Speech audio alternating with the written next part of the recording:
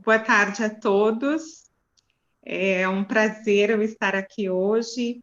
Muito obrigada, presidente Fernando Henrique Cardoso, nosso presidente de honra do PSDB, em aceitar o nosso convite para que nós possamos falar hoje sobre as ações afirmativas, políticas de ações afirmativas e sobre o racismo no Brasil. Eu agradeço muito o seu convite em nome de toda a executiva do Tucanafro Nacional e também mando um abraço fraterno para o senhor. E é um grande prazer hoje eu estar aqui com o primeiro presidente da República a acolher as demandas históricas do movimento negro e assumir um compromisso na implementação de políticas públicas de igualdade racial. Muito obrigada. E é um momento muito emocionante para mim, um grande prazer estar aqui com o senhor hoje. Não, quem tem que agradecer sou eu, suas palavras e o fato de eu poder estar hoje conversando sobre o movimento negro nos dias atuais. Primeiro, deixa eu contar um pouquinho por que eu me interessei e como. Então. No Brasil, há muita desigualdade, todo mundo sabe disso. Mas eu acho que é mais marcante aqui, negativamente, é que nós tomamos a desigualdade como natural. É tudo natural. E nós inventamos uma teoria de que não havia preconceito no Brasil.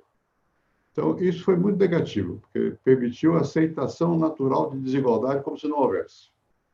Bom, eu, quando era menino, jovem e tal, fui criado nessa cultura.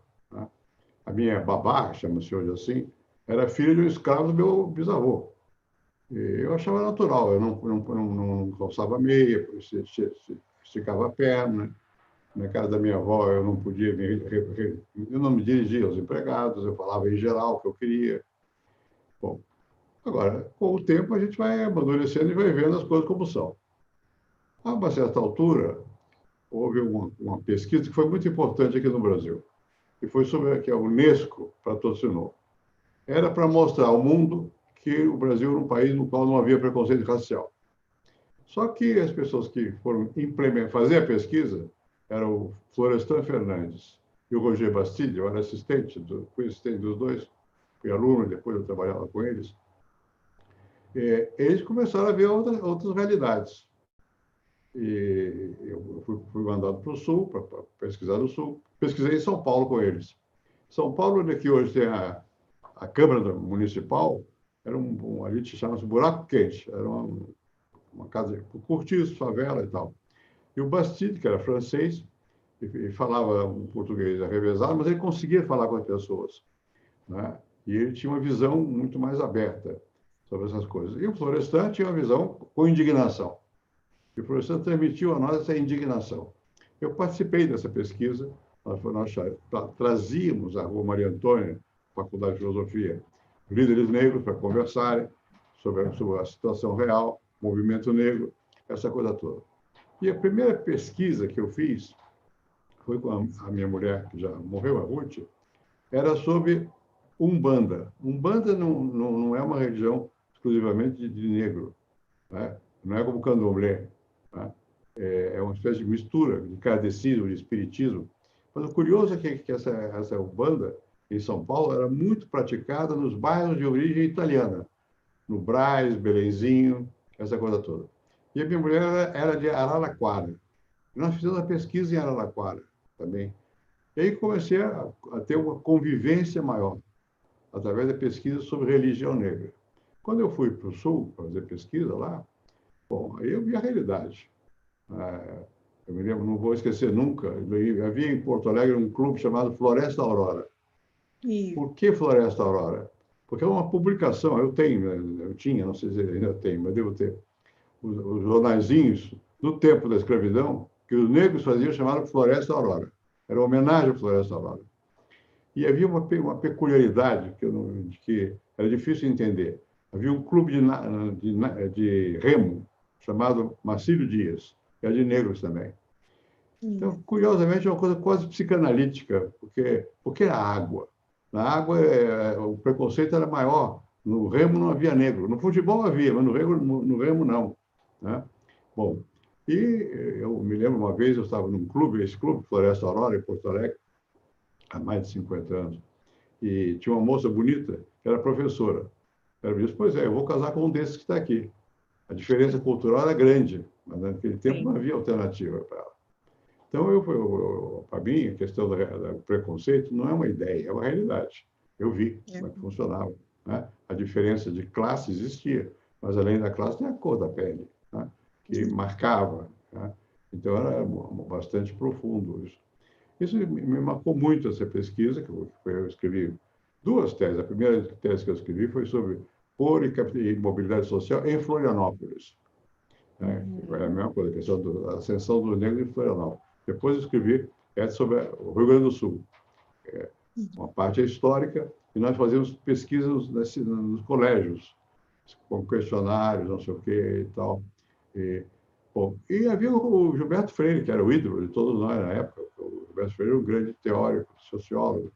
E ele tinha uma visão edulcorada, adocicada, de como era a vida dos negros na cana, no açúcar, como os patrões eram bons, não sei o quê. Bom, mais ou menos adocicada. Ele criou uma opção de visões interessantes também, mas, enfim, não foi o que eu vi lá. Lá viu uma vida de sofrimento, de dificuldade. E em Porto Alegre, especialmente, havia uma pequena burguesia negra. Por quê? Porque os escravos do Sul eram mais da cidade que do campo. O campo lá era gado, pouca gente. E foi pouco negro para cuidar de gado. Em Pelotas tinha, porque chamava, que salgava a carne, saladeiro em espanhol, charqueada. Então, ali tinha bastante, mas em Porto Alegre menos. Né? Então, eles eram trabalhadores de cidade. Alguns passaram a ter ofício. E por aí subiram um pouco. Alguns conseguiram subir. Havia, notadamente, um professor que foi deputado, não lembro mais o nome dele, e que era negro. Enfim. Então, essa coisa foi entrando muito em mim. Quer dizer, a pesquisa de São Paulo, a pesquisa que eu fiz do Sul. Né? A gente tem que aprender mesmo, a gente tem que viver, não basta ler livro, tem que sentir. Né? Então, eu senti o que era o ser negro. Né? E era curioso, me chamava muita atenção, nessa época, que nós íamos para as favelas, né? Que chamava favela. Bom, e agora chama comunidade, mas antigamente chamava favela.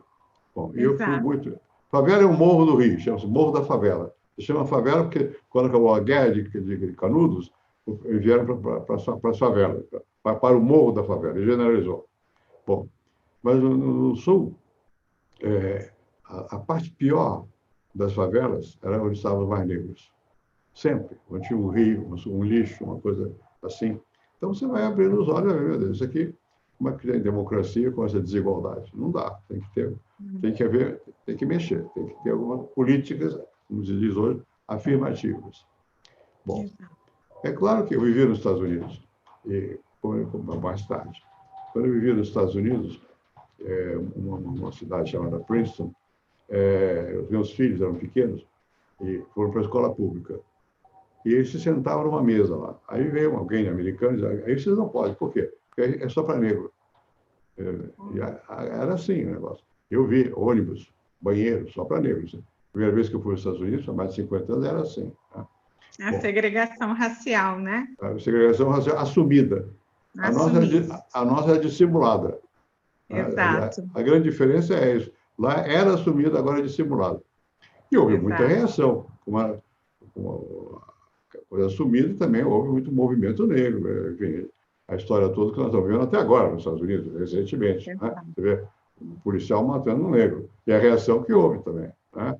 Bom, aqui no Brasil sempre foi mais dissimulado, mas houve reação também. Houve muita reação, desde o tempo da escravidão. As pessoas dizem, os caras não reagem, eles reagiram. Quando se dão conta da situação, reagem. Né? E sempre com essa ambivalência da cultura brasileira, que a pessoa, os de casa eram melhor tratados, os do campo mal tratados, e tinha chibata. Né? Então, quem que vai gostar disso? Não pode. Tinha reação também. Né? Bem, mas a partir desses anos 50 aqui no Brasil, já começava a haver uma certa consciência do movimento negro. Há jornais que mostram isso. Havia organização. Há uma história do movimento negro no Brasil, que eu não sei quando foi resgatada, mas era bom que fosse plenamente resgatada. Eu fiz o que pude no Sul, quando tive acesso à documentação, e mesmo as pessoas, né? Bom, e isso aí, quando eu fiquei presidente, eu tinha muita noção dessas coisas, né? E eu sabia como é a realidade, né, do Brasil. Pelo menos eu tinha a ilusão de saber, né? E a primeira coisa que eu tentei fazer nessa matéria foi movimentos afirmativos. E isso, na época, era mal visto, porque Verdade. a nossa cultura era, somos todos iguais, não precisa mexer nisso, não sei o quê. Somos todos Isso. iguais, mas cadê o negro? Como se dizia antigamente, cada macaco no seu galho. Aí não há igualdade, né? Não Bom, é. não havia igualdade nenhuma. E você vê depois, tem discriminação do negro, tem da mulher, e se a mulher for negra, pior ainda. Você olha os Exato. salários, a disparidade é grande, né, entre uns e Isso. outros, né? O acesso à cultura limitado, a abertura da escola pública foi importante. A grande diferença do Brasil com a Argentina e o Uruguai, qual foi? No Brasil não teve acesso à escola pública, e lá tiveram. Lá não tinha negro, mas os pobres tiveram, os imigrantes tiveram. Aqui no Brasil custou muito a generalizar a educação. Acesso à escola, escolarização para a pessoa poder caminhar com suas próprias pernas, né? Mas tinha que haver o reconhecimento, pelo menos simbólico. Aí eu era presidente, eu tinha que fazer isso. Eu fiz, né? Eu fiz. Nós criamos o movimento negro, aqui tem Hélio Santos, chamou um rapaz aqui de São Paulo, eu fiz o movimento do MDB antigo, que era para eleger vereadores negros, né? Para poder começar a ter acesso ao poder, né? E esse Hélio Santos ajudou muito nisso, era professor de faculdade, ele, e está vivo. E tem muita Professor história. Hélio Santos e Então, professor Ivair dos Santos também, né, então, presidente? então, então, esse pessoal teve muito valor, porque hoje é mais fácil, relativamente, né? Mas naquele tempo era mais pioneiros, assim, né? E antes dele Ah, houve outros também, né? Sempre sim. houve quem. A dificuldade é você, do ponto de vista do governo e do Estado, oficialmente, reconhecer que é assim. Bom, então, eu achei Sim. que tinha que reconhecer que era assim. Criamos a Fundação Palmares, pusemos uma negra para ser embaixadora da Fundação Palmares em Portugal, né? E, Isso. enfim, o meu chefe de militar era um negro. O chefe do gabinete militar, o primeiro chefe que eu tive foi general depois, era negro, né? Claro que ele tinha valor, não foi por ser negro, porque tinha valor, mas você podendo, você tem que mostrar ao país que você tem uma atitude na prática de aceitação do outro, né? Exato. Acho que isso é fundamental. A democracia é isso, é você aceitar a diversidade e conviver com ela como uma coisa natural. Não é Exato. fácil, né? Presidente, é muito importante as suas colocações, né? Eu acho que o seu governo ele iniciou o processo de democratização no Brasil, né? O seu governo consolidou essa democracia. Eu acho que o Plano Real ele foi um grande programa de estabilização econômica. Isso, a economia, quando a gente tem uma estabilidade econômica, a população Claro. negra automaticamente ela se Melhora. beneficia com isso, melhora a qualidade de vida, né? Foi uma agenda social pautada no diálogo com a sociedade civil, isso foi muito importante, né? E, nesse momento, as políticas para a eliminação das desigualdades, elas deveriam, né, contemplar a questão da raça como um eixo central, e as suas pesquisas na antropologia, na sociologia, foram fundamentais para o senhor também ter esse entendimento e romper com o mito da democracia racial. Aqui ao fundo, eu É. tenho uma imagem simbólica de 1995, quando o senhor recebe o grupo que estava representando a marcha Zumbi dos Palmares, que foi o ano, né, de Zumbi dos Palmares, e aqui está o senhor junto com o movimento negro, nesse momento, recebendo, acolhendo as demandas do movimento negro, e, por decreto, criando o grupo interministerial de valorização da população negra. Foi um grupo onde a sociedade civil e o governo estiveram juntos, pensando, avaliando e também construindo conjuntamente políticas de promoção de igualdade racial. Mas desde a sua campanha, no seu plano de governo, que se chamava Mãos à Obra Brasil, né, já havia, né, no seu plano de governo uma pauta para o desenvolvimento da população negra. E o professor Hélio Santos tem uma grande contribuição nesse processo, né? No seu discurso de posse, inclusive, o senhor fala que queria deixar de lado a herança do atraso deixada pelo sistema escravagista. E o senhor falava que a cidadania, a justiça social e o respeito às diferenças eram fundamental para esse processo de cidadania, né? E o senhor também, sempre nas suas falas, o senhor falava que o racismo e a discriminação racial eram sustentáculos da exclusão social e a pobreza da população negra, né? Então, isso gerava, o senhor também reconhecia que os mais pobres eram os negros.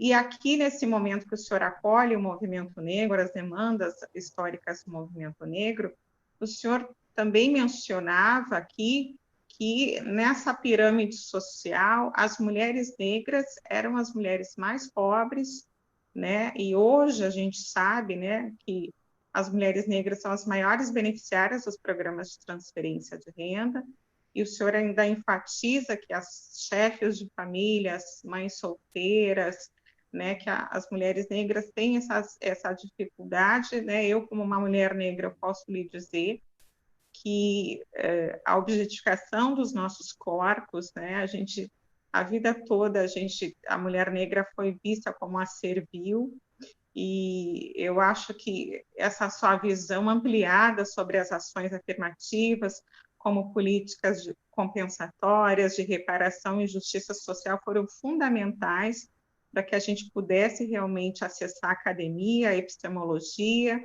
mostrar que o negro ele produz saber, que nós queríamos realmente tirar todo esse estereótipo, né, da marginalização, do menos capaz.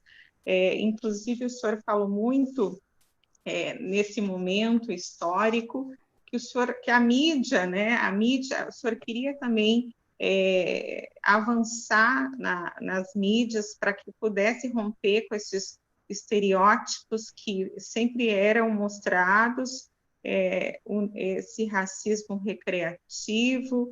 Nós sempre éramos, principalmente nós mulheres negras, eram retratadas como um estereótipo um pouco animalizado, os nossos fenótipos avantajados, e o senhor falou nesse momento também que queria que os processos pudessem superar esses estereótipos, né? E que o senhor gostaria de ter um diálogo fecundo com o movimento negro, e o senhor inclusive diz, né, que os que lutam pela liberdade, pela democracia, devem assumir a luta a favor da igualdade racial.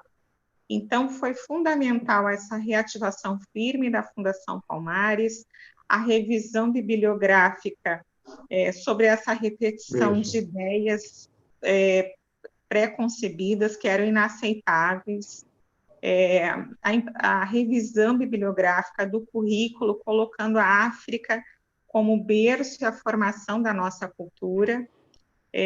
O senhor gostaria que na TV educativa também pudesse, os professores, os educadores pudessem mostrar esse lado da construção, né, histórica desse marco civilizatório que a população negra teve na construção do nosso país.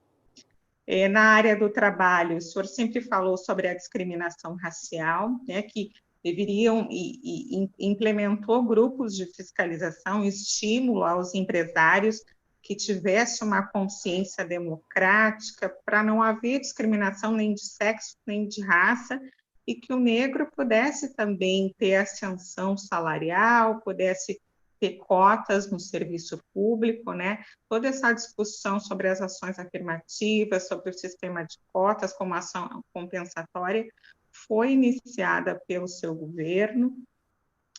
Os fundos também, né, de educação, de valorização salarial dos professores, dos alunos. Então, a Lei 10.639, que conta a história e a cultura da África no currículo escolar, já tinha sido pensada e esse grupo de trabalho interministerial foi fundamental para trabalhar todos esses eixos, que eram 16 eixos de atuação, trabalho, educação. O senhor também implementou um programa de anemia falciforme, que foi fundamental para que a gente hoje tivesse uma política nacional de saúde integral da população negra. Todas as discussões no acesso à saúde, porque nós negros temos doenças que nos acometem, doenças que nos são prevalentes, os condicionantes sociais, a violência também, eles afetam diretamente no acesso igualitário aos equipamentos públicos.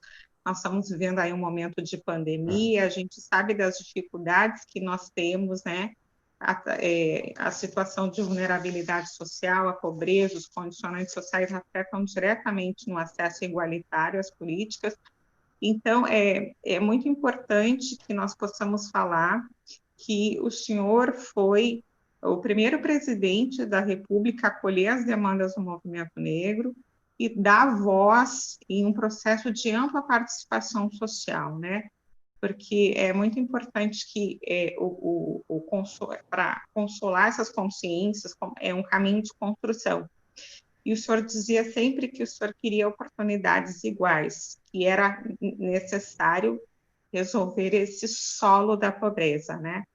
E que o problema do racismo ele é uma questão cultural, social e da sociedade, que deveria ter uma aliança entre a sociedade e o governo, e colocando isso como problema social realmente.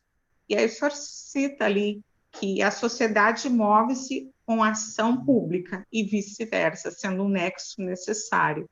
Então, sempre o senhor teve um diálogo com ampla participação, ouvindo e escutando as demandas do movimento negro, e isso foi fundamental para que a gente pudesse implementar políticas públicas, né? Então, os governos que depois lhe sucederam deram continuidade para uma agenda efetiva que foi implementada a partir da sua visão e com seu reconhecimento que existia racismo no nosso país, rompendo com aquele mito da democracia racial. Esse mito começou a ser rompido por a pessoa que, na verdade, eu devo muito, que é o Florestan Fernandes, que era sociólogo aqui de São Paulo. Ele e o Roger Bastide, eles começaram a romper esse mito. Agora, você mencionou um fato que é verdadeiro. Existia o culto da mãe negra, mulher negra, né, entre os negros, com uma reverência muito grande. Por que isso? Porque, na verdade, quando a família negra se reorganizou, era a mulher que era a chefe da casa. Ela que trabalhava, ela que cuidava dos filhos. Os pais podiam ser vários, a mãe era uma só. Então, o papel da mulher foi grande na reorganização da sociedade. Há estudos sobre isso em São Paulo. A grande desorganização que havia das famílias populares, que vinham do campo, que houve a abolição e depois cada um que se virava por si mesmo, né? E a mulher negra teve um papel muito grande na reorganização de uma visão da família negra e depois acesso à educação e tudo mais. Você mencionou aí vários momentos quando eu era presidente, mas se você for olhar os programas do partido ao qual eu pertencia, que era o MDB, Movimento Democrático Brasileiro, eu escrevi alguns desses programas, junto com outros, né? Mas eu participei da elaboração desses programas. A primeira vez que em programa político no Brasil se fala da necessidade de valorizar o negro, o índio, a mulher e o trabalhador já havia, no programa do MDB antigo, né? Porque eu tinha essa noção como sociólogo. Você tem que valorizar os elementos de todos da sociedade, a diversidade do país, né? Então, isso faz parte da minha formação de sociólogo e também humana. Porque se você não, como eu disse aqui no começo, você tem que sentir na pele como é que é isso, sentir como as situações. Apareceu, de repente, aí a imagem do Pelé. Bom, Pelé. Né? Bom, o Pelé, eu nomeei o Pelé ministro. Bom, não porque ele fosse negro só, mas também porque ele era negro. Era importante ter um ministro negro, né? E o Pelé, quando foi nomeado ministro, ele combinou através do Juca Kfouri, que é meu vizinho de frente aqui, que falava muito de esporte e tal. O Kfouri foi o intermediário. E um dia eu fui falar com o Pelé, escondido, porque a imprensa está sempre atrás, quer saber Eu não queria que soubesse, eu queria que fosse uma surpresa o Pelé. Pelé foi um grande ministro, não, porque o Pelé se interessava não só pelo esporte, que ele é craque, mas por educação. Ele fez musiquinha no programa que nós tínhamos, toda criança na escola, ele fez a musiquinha para isso. Né? Então, eu sempre achei que era importante você não apenas falar que você é a favor, mas ter símbolos disso. Se não puder ser natural mesmo, ter gente desse lado. Eu não ia como ministro de uma Corte Suprema, um negro também. Porque essas coisas são importantes. Você tem que mostrar que o Brasil é diverso. É Né? verdade. Então, não basta você ter uma posição teórica contra o preconceito. Você tem, na prática, que mostrar que você reconhece a diversidade. A democracia é isso. Foi o que eu tentei fazer. Né? E mesmo no movimento sindical, agora não, mas naquele tempo era difícil, porque era tudo branco que dominava os vários setores. Eu tive um suplente de senador negro, de propósito, Montoro. Precisa recordar que o Franco Montoro, que era do MDB, era um homem de visão muito grande, muito aberto a toda a diferença também. Ele fez um conselho de mulheres negras aqui, de mulheres, não de mulheres. Minha mulher, Ruth, fez parte desse conselho, Ruth Escobar e outras mulheres que lutavam pelo feminismo. Mas são movimentos que vêm juntos, contra a discriminação. Né? É a democracia, é a democratização. Eu acho muito importante isso. E acho que muita gente me criticou porque eu era favorável às ações afirmativas. Né? Cota para negro na escola. Mas se não fizer isso, não entra. Quer dizer, você tem que forçar a aceitação do outro, mostrar que o outro existe. Né? Havia muita crítica a essa questão. Né? E o senhor criou um programa nacional de ações afirmativas, presidente. Isso. Eu sou prova viva que as ações afirmativas, elas dão certo, porque eu sou fruto das ações afirmativas, na época que ainda não tinha lei, né? Algumas universidades brasileiras, elas tomaram a iniciativa de criar programas de ações afirmativas, e eu lá em 2005, né, com todo esse processo, esse legado das ações afirmativas, eu fui a única aluna nota 10 das 5 orientandas, né, porque eu sou assistente social, sou especialista em educação, hoje acadêmica de direito, mas eu fui nota 10 no meu projeto, né, no meu trabalho de conclusão, fui a única 10, então só me faltava uma oportunidade. Tem que então, dar... Saber eu tinha de sobra. Mas, sabe, eu acho que é muito importante isso, de criar ações afirmativas. Eu me lembro quando eu fui ministro do exterior, o presidente Itamar Franco. Eu fiz a mesma coisa no Itamaraty. Eu criei eu não sei, não me lembro se era cota, como é que era, para o Eram as bolsas diplomacia. Então, com o mesmo propósito, quer dizer, você integrar, não é? Foi. Então, isso para mim não foi uma coisa assim ocasional, foi sistemático, tem que ter compromisso com tudo isso. Foi. E nós estamos num momento no Brasil e no mundo que precisa reafirmar. Como nos Estados Unidos agora você vê o preconceito que continua existindo, mas eles reagem. Não são só os negros, os brancos também reagem, porque é uma questão de igualdade. Né? A luta é de todos nós, o senhor sempre diz que a luta não é só do negro, ela é de todos, né? Exatamente. É uma luta da sociedade. E você tem que reconhecer a contribuição do negro à sociedade brasileira, foi enorme. Até todos nós, eu sou moreno por quê? Tem algum negro lá atrás. Então, isso a gente tem que reconhecer com naturalidade essas coisas. A diversidade faz parte da nossa vida social no Brasil. Nós temos que aceitar isso como um dado positivo. E se não for, tem que reivindicar que seja. Eu acho que o papel de todos nós é esse. E a nossa saudosa Ruth Cardoso, né, ela foi tão importante como antropóloga, ela gostava de ser lembrada como acadêmica, como uma pesquisadora. Ela deu uma grande contribuição na antropologia para os estudos em relação à cultura negra. Também. E as políticas sociais implantadas no seu governo foram fundamentais para o crescimento, para o desenvolvimento da população negra, porque quando a gente investe nas políticas sociais, quando a gente tem uma agenda social concreta e aonde a agenda racial ela está também nesse processo de transversalidade, isso é importante para que a população negra possa se desenvolver. Exatamente.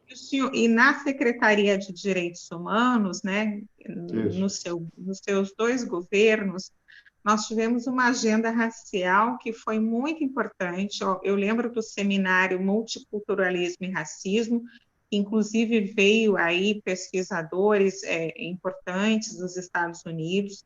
Esse seminário foi muito importante para que a gente pudesse também fomentar e aprimorar toda essa discussão com ampla participação do movimento negro.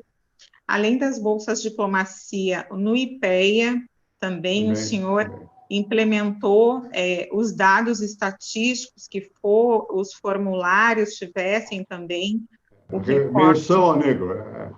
A menção ao negro, para que esses dados estatísticos pudessem também olhar esses processos de desigualdades em relação à população negra. Além disso, também o senhor criou um programa que foi muito importante, né? Que foi o programa Brasil, Gênero e Raça, e também toda a questão além dos formulários, nós também tivemos a titulação das terras quilombolas, que iniciou no seu governo, a titulação das terras quilombolas. A gente teve um processo de Durban, né, na 3ª Conferência Mundial de Racismo.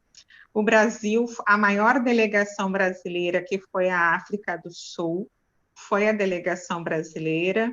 Nós tivemos muitas pré-conferências antes da nossa ida a Durban, e nós trouxemos o tema de casa, né? O plano de ação de Durban foi muito importante para que no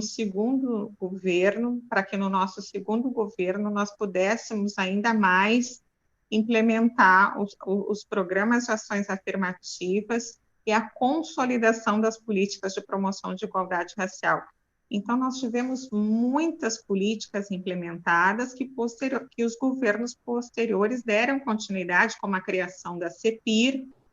Eu, presidente, tive a honra de ser gestora pública de igualdade racial no governo federal, no governo passado, eu e Juvenal Araújo. Juvenal foi secretário da CEPIR, eu fui secretária de ações afirmativas, fui coordenadora de ações afirmativas, e as referências que nós levamos para a CEPIR, para que a gente pudesse fazer políticas na área do trabalho, da educação, na titulação das terras quilombolas, valorização dos povos e comunidades tradicionais, foram todas essas referências que nós tivemos com o senhor, né? com todo esse processo de transversalização das políticas, porque a transversalização das políticas ela é fundamental para que a gente possa fazer o recorte racial nessas políticas sociais, porque essa universalização das políticas ela é importante, mas se a gente não olhar quem é o desigual, quem realmente está em situação de vulnerabilidade, as violações que nos acometem, né? A cada 23 minutos um jovem negro morre no nosso país. As mulheres negras são as maiores vítimas de violência e morte no nosso país. Né? Nós somos vozes que historicamente fomos silenciadas, né? Nós precisamos, nesse momento em que o Brasil e o mundo parou para poder falar sobre racismo, é importante um pacto de humanidade, né? Nós temos que humanizar. Não é só lá colocar uma hashtag, somos todos antirracistas, né? Acho que as políticas públicas, né?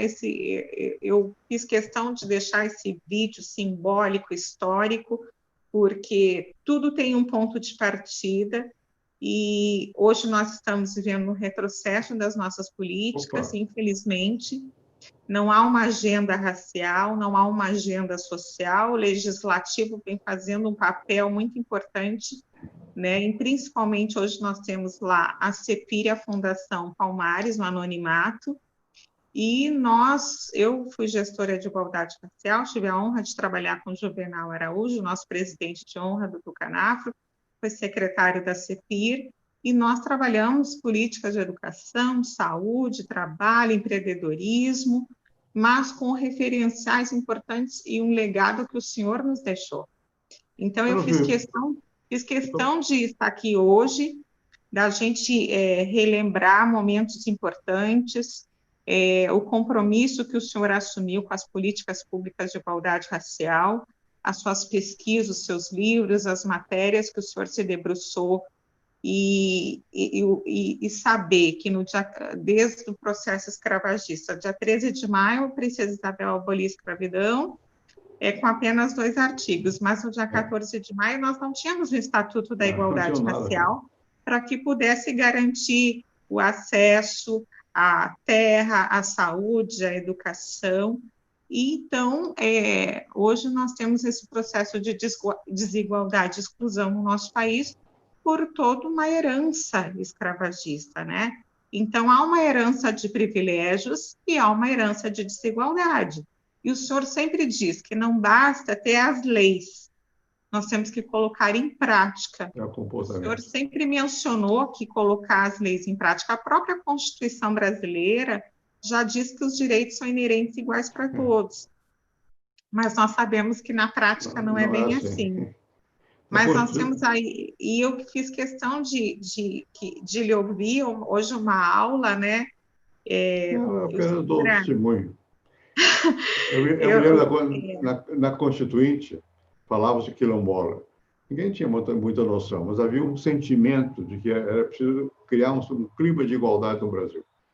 Agora, entre esse sentimento e a ação, precisa do governo também, precisa ter políticas públicas. Eu, como fui presidente, eu tinha, mesmo antes, no Itamaraty, eu fiz a mesma coisa. Né? Agora, eu sempre fiquei com muita preocupação, porque o real ficou marcado aí. Mas o real é importante porque deu mais igualdade, deu mais acesso ao consumo. Mas, para mim, o importante mesmo é a educação, a saúde, é acesso à terra, que são reforma agrária. Quer dizer, eu tive só o ministro da Educação o tempo todo, foi o Paulo Renato. De saúde, quem mais fez foi o Serra, eu tive 2 ou 3. Já tem o Serra e o outro. Né? E nós criamos aí saúde para as mulheres. Né? Depois tivemos o programa de reforma agrária, foi o Raul Jungmann quem mais fez naquele momento lá. Enfim, eu acho que é muito importante, isso tudo se soma, mas é preciso não esquecer que há preconceito de raça no Brasil. Porque é preciso combater isso aí. Né? É isso. Automaticamente as coisas não se resolvem. Você tem que ter noção, consciência e lutar contra. E não são só os negros que têm que lutar contra. Nós todos, se queremos um Brasil mais próspero, temos que lutar contra. Cada um tem lá seu limite que pode fazer, mas dentro do seu limite é preciso exercê-lo, é preciso fazer. Né? Eu acho que é muito importante você ter dentro de você o sentimento de igualdade. Não é fácil, porque nós temos em posições diferentes. É difícil. Mas meu pai era general. Foi general quando morreu. E foi general, mas também era advogado e tal. E meu pai era muito igualitário. Muito igualitário. Bom, você sabe que nas Forças Armadas existia um certo sentimento de igualitarismo. Por quê? Eles iam para a guerra. São camaradas. Um ajuda o outro que tem o risco de morrer. Então, existe hierarquia. Presidente, a sua família também teve uma passagem aqui no Rio Grande do Sul, né? O seu pai, né? Meu pai, meu avô. Meu avô lutou no Rio Grande do Sul pela República. O pai de Manuel Nascimento Wagner, comandante-geral. Meu avô ajudava. Meu avô era ligado ao Floriano Peixoto. Isso há muito tempo, né? Mas sempre, isso vem de família também. Esse lado, um setor, digamos, de aceitar o outro. A elite brasileira ela geralmente não quer saber do outro, ela é fechada. Né? É fechada. Bom, eu tive sorte de nascer numa família que não é tão fechada quanto habitualmente aqui são os que mandam. Né? Mas eu acho que o importante é você vivenciar. Né? Eu estava escrevendo agora um livro sobre minha formação intelectual e tal, e eu contei um fato que eu era professor, eu vivia lá em Princeton. Tinha um aluno, foi aluno meu em Stanford, que era porto-riquenho. E ele me levou à casa da avó dele, em Nova York. Eu fui. É uma zona pobre, depois do Bronx, uma coisa lá bastante pobre. Bom, e ela tinha medo. Era mulata, né? Porto-riquenha, e ela, quando ia para a rua, ela chamava a gangue dos porto-riquenhos, porque senão batiam nela. Então, Olha, então a gente tem que ver as coisas, a vida e lutar contra, né? É, eu sempre fiquei muito impressionado. Eu conheço a África, naturalmente, e é diferente, né? Você tem que conhecer, você tem que sentir a realidade, para poder realmente a coisa não ser só verbal. Não adianta, não é só na cabeça que você estuda. Você tem que estudar sentindo, vendo. E faz parte do movimento. O movimento negro é muito importante, porque chama atenção. Se não chamar atenção, não acontece nada. verdade. Tem que gritar, tem que reclamar. Né? Agora, nos Estados Unidos, a América toda está fazendo movimento. Eles são racistas até hoje, alguns setores americanos, né? Mas há uma luta contra o Sim, racismo muito grande também. Né? muito grande, é verdade. Uma vez eu era muito amigo do Mandela, que é africano, né? África do Sul. E o Mandela tinha Quase uma 30 anos, quase 30 anos preso e saiu da saiu, prisão mas saiu transcendendo a paz. a tudo, né? Quer dizer, é uma coisa fantástica, né? Mas ele nunca É, esqueceu também que tinha que lutar pela igualdade lá, né? exato. Enfim, isso é uma questão que nós no Brasil precisamos levar adiante. Não basta ter uma lei, tem que a lei se transformar em cultura, comportamento efetivo, as pessoas sentirem que tem que ser assim. Né? Não é fácil, porque você não Não, convive entre desiguais, você convive entre iguais. Nós vivemos em é, bolha, né? Cada um na sua bolha. Né? Mas é preciso romper essa bolha para poder perceber que o mundo é maior, é diferente, não é só o que você é. presidente, e nós, o movimento negro, ele teve acolhida, ele teve escuta, né, teve essa participação, é uma construção conjunta, né, eu acho que esse momento é importante, né, dessas lutas antirracistas, eu acho que as Muito. pessoas têm que fazer se colocar nesse lugar de escuta, de tentar entender melhor, né, quais são as nossas necessidades, né, eu acho que se fala tanto nesse lugar de fala, que é o lugar social que eu ocupo. Eu sei meu lugar social, eu sei qual é o meu lugar de fala, mas todo mundo tem o seu lugar de fala, o seu Claro. compromisso ético, né, de poder se entender parte desse processo, dessa luta antirracista. A pessoa não basta ser a pessoa ser antirracista, ela tem que se entender parte desse processo, Claro, dessa claro. luta. Essa luta é de todos nós. Então, é muito importante que a gente possa combater o racismo através de políticas públicas efetivas e permanentes. Foi o que mudou muito. Nós tivemos muitos avanços nas políticas de igualdade racial no nosso país, né? Eu mesma fui responsável há pouco tempo, há um ano atrás, de fazer gestão de políticas de igualdade racial através do fomento aos órgãos de igualdade racial, aos conselhos de igualdade racial. Nós temos um conselho muito histórico em São Paulo, 36 anos, criado por Franco Montoro. Montoro foi muito visionário. Visionário, inclusive o seu grupo de trabalho interministerial, que já estava sendo pensado Isso. antes da marcha, que foi uma entrega para a marcha, seguiu esses moldes.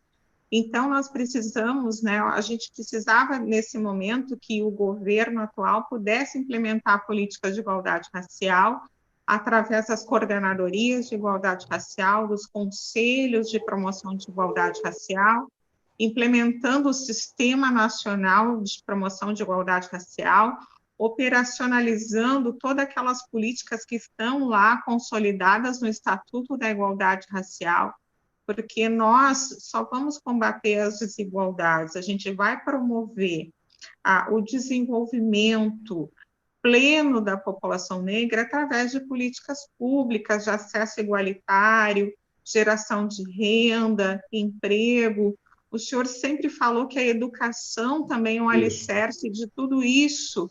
O senhor investiu muito nos fundos de educação, Muito, para a muito. valorização dos professores, dos alunos, e eu acho que hoje a academia trouxe também, né, as ações afirmativas, elas foram tão importantes o acesso às universidades, o sistema de cotas, ele foi tão importante, tanto no serviço público quanto nas universidades, que hoje a gente pode se enxergar nos espaços, porque eu mesma sou fruto das ações afirmativas, né? Eu sou filha de uma mãe negra, solteira, fui criada pela minha mãe, pela minha avó, e elas sempre reafirmaram para mim, né, que a educação, que se eu estudasse, se eu realmente pudesse ter esse compromisso em ter acesso à educação, eu poderia, sim, conseguir esse espaço.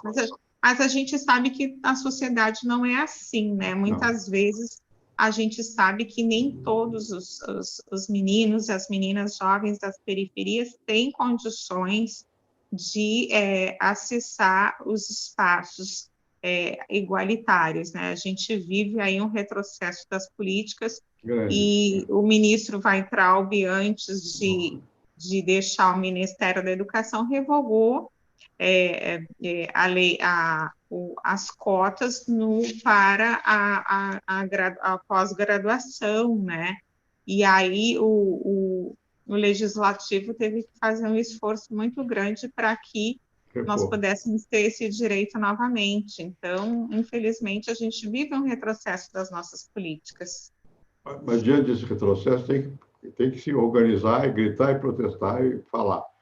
Veja, na minha experiência, você tem uma dupla qualidade, você é mulher e é negra. Bom, são duas razões de protesto bons.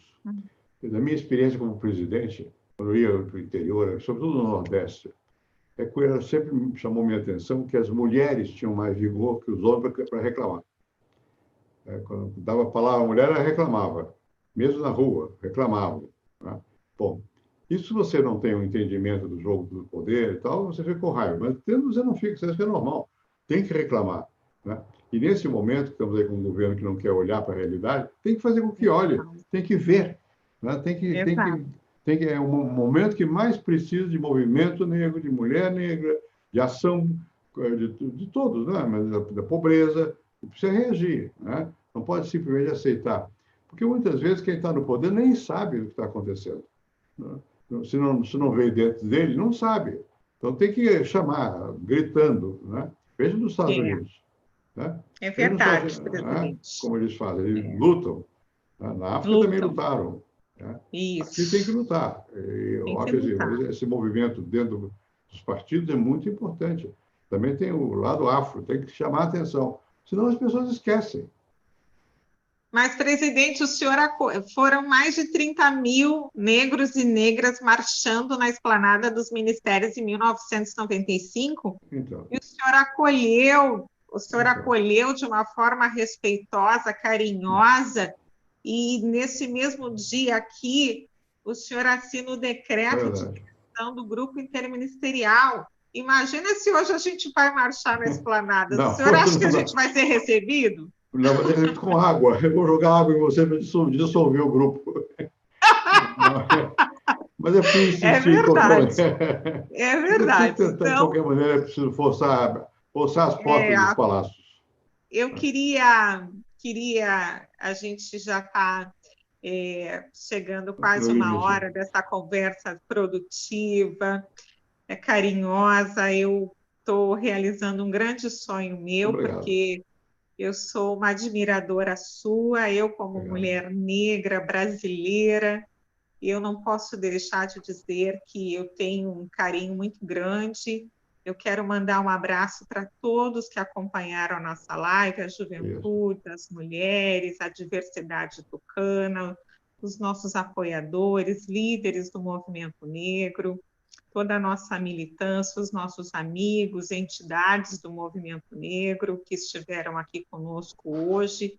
Eu não vou citar cada um, porque foi uma ampla participação, mas eu quero, em nome da Executiva Nacional do Tucanafro, que no Tucanafro nós temos grandes especialistas, pessoas propositivas, que também fazem gestão de política de igualdade racial, e todas com as suas referências. Né? Eu tive aqui no Rio Grande do Sul Eu tive o prazer de trabalhar no governo Ieda Cruz, onde foi implementada a Coordenadoria de Igualdade Racial. Nós temos o Conselho da Comunidade Negra, que tem 32 anos.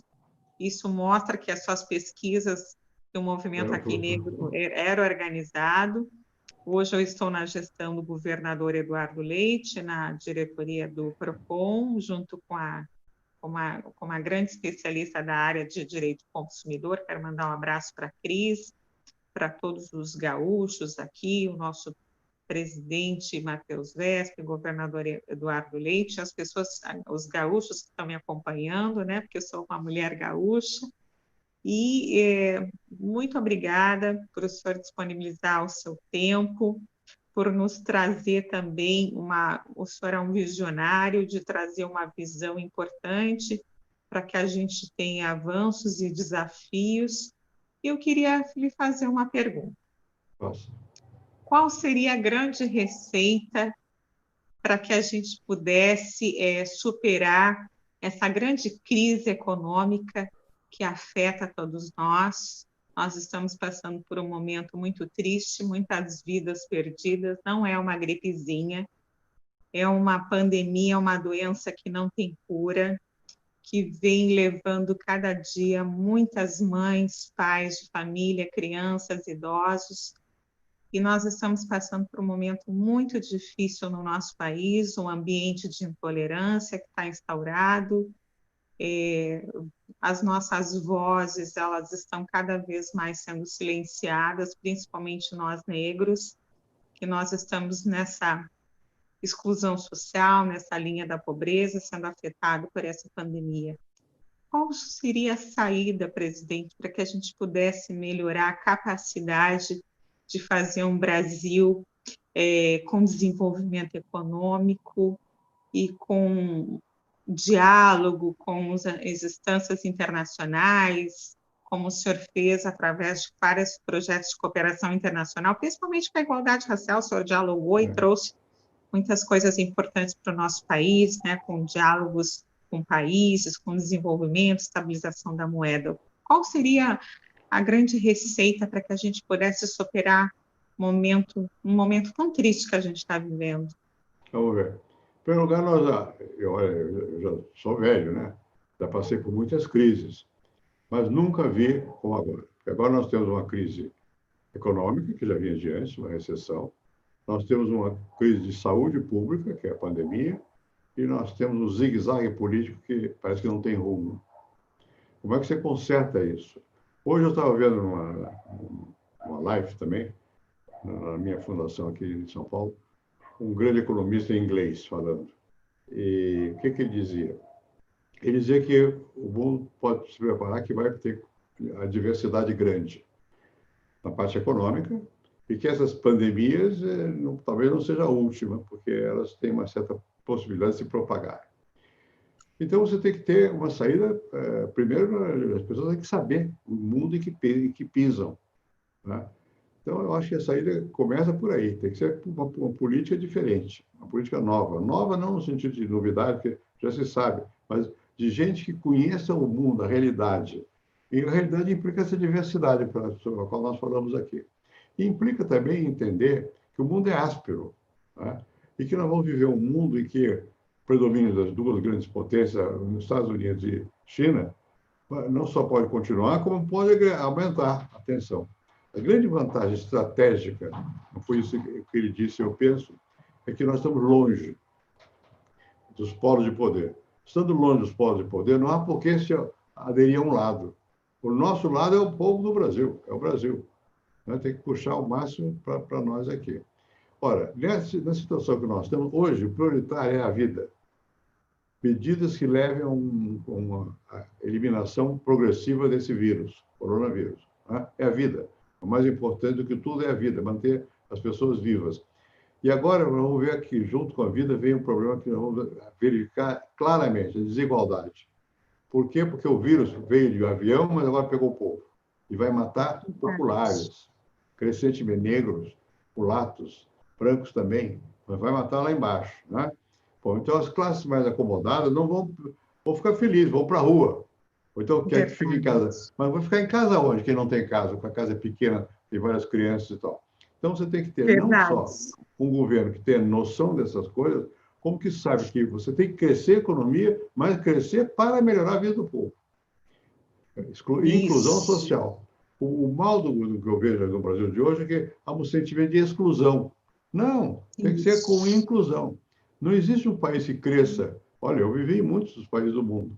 Um país que cresça economicamente sem ser capaz de incluir sua população. E a nossa população é de todo mundo. Né? Então, eu acho que não há uma fórmula milagrosa, mas há uma atitude.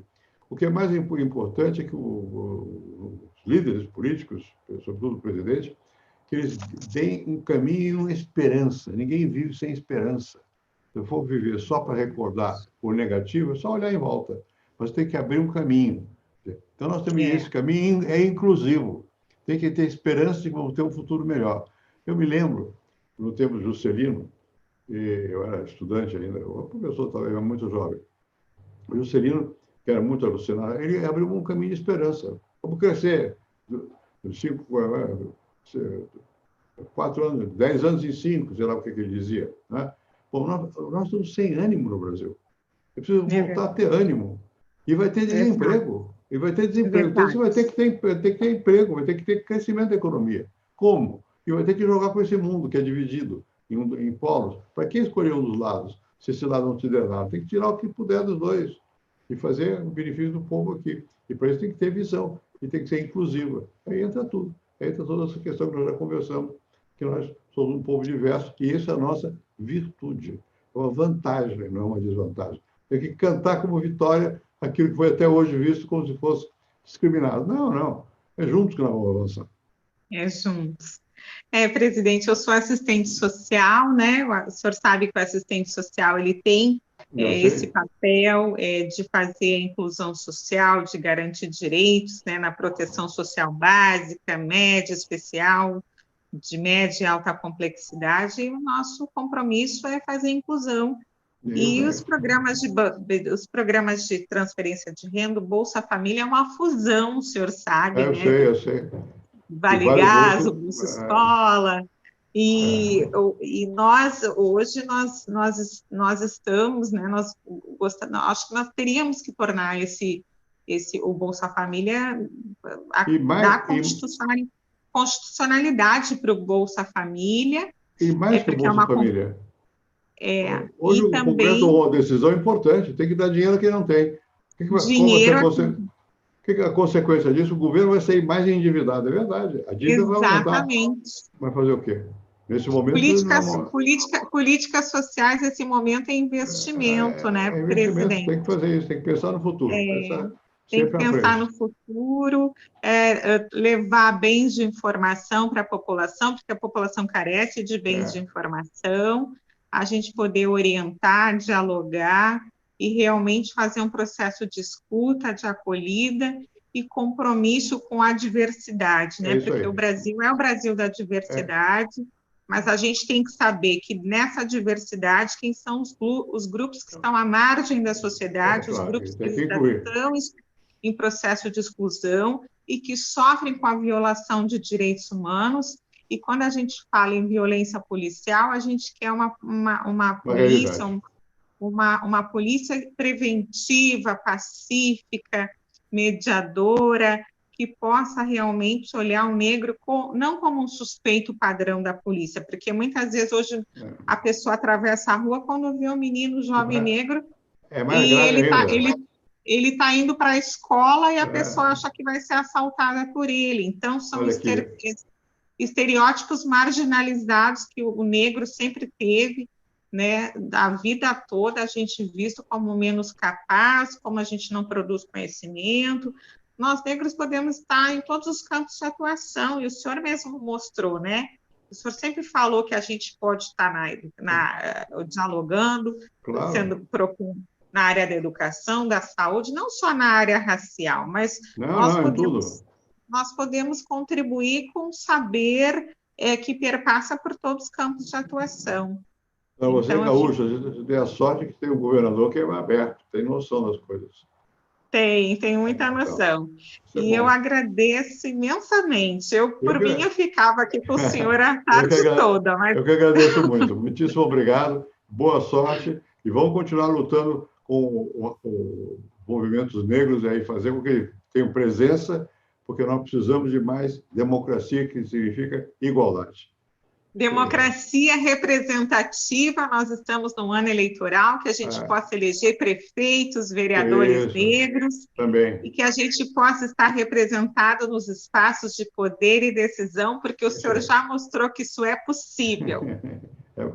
Boa sorte aí. Obrigado. Um beijo grande, fique Para com todos que estão nos Deus. ouvindo aí, que assim seja. Obrigado. Obrigada a todos.